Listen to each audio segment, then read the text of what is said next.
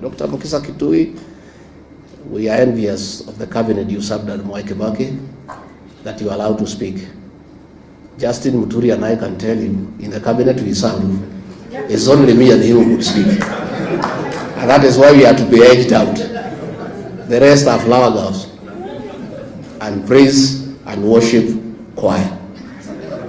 So we would have wanted, if things could reverse and we served at Mwai Kibaki, we would have enjoyed, because he would have allowed us to contribute, to make meaningful contribution to the management of the affairs of this country.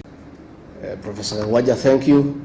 On the foreign policy, you have told us Mwai Kibaki, his foreign policy was based on the best interest for this country.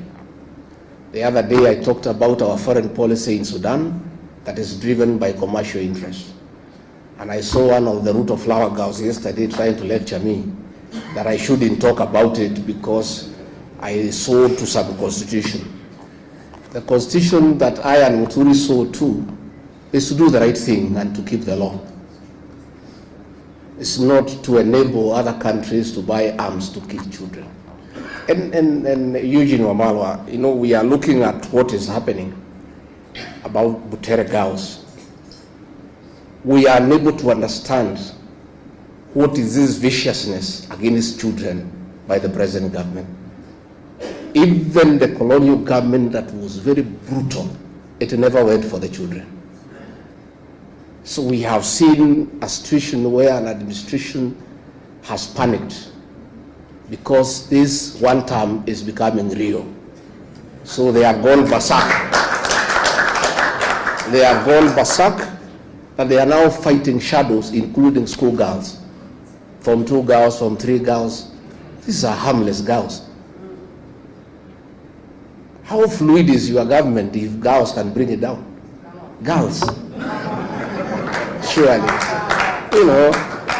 So when you look at the situation in the Sudan, we are allowing gold to be processed in Kenya and guns to be smuggled through Nairobi to go and kill children in the Sudan.